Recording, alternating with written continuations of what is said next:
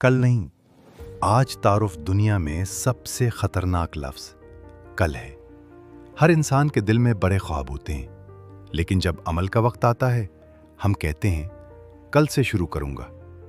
ऐसे ही दिन महीनों में बदल जाते हैं और महीने सालों में। ये कहानी ख्वाबों की कमी की नहीं, बल्कि इस एक छोटे कदम से भागने की है जो सब कुछ बदल सकता है। जैद का तारुफ एक गांव में। जैद नाम का नौजवान रहता था, जिस्म से मजबूत, जहन से रोशन, लेकिन दिल से कमजोर। वो हर रोज बड़े मंसूबे बनाता, लेकिन हर मंसूबे का अंजाम एक ही जुमला होता, कल कर लूंगा। जैद के पास ख्वाब बहुत थे, मगर कदम एक भी नहीं। दो बीजों की मिसाल। एक दिन गांव के एक दाना बुजुर्ग ने जैद को बुलाया। उन्होंने अपनी जेब से दो बीज निकाले। पहला बीज मेहनत का, दूसरा बीज सुस्ती का। बुजुर्ग ने कहा, मेहनत का बीज आहिस्ता उगता है, लेकिन जब दरख्त बनता है तो साया, फल और इज्जत देता है। और सुस्ती का बीज, ये खुद ही उग जाता है बगैर मेहनत के, लेकिन जब फैलता है तो पूरी जमीन को बर्बाद कर देता है। फिर वो मुस्कुराए, जैद, दोनों बीज तेरे हाथ में हैं। तेरी जिंदगी तेरे इंतखाब से बनेगी। टाल मटोल की हकीकत। जैद ने सोचा, मैं आज ही मेहनत का बीज बोऊंगा।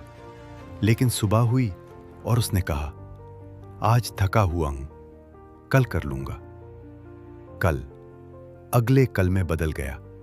हफ्ते गुजर गए, मेहनत का बीज हाथ में ही रहा और सुस्ती का बीज खुद ब खुद जमीन में जड़ पकड़ने लगा।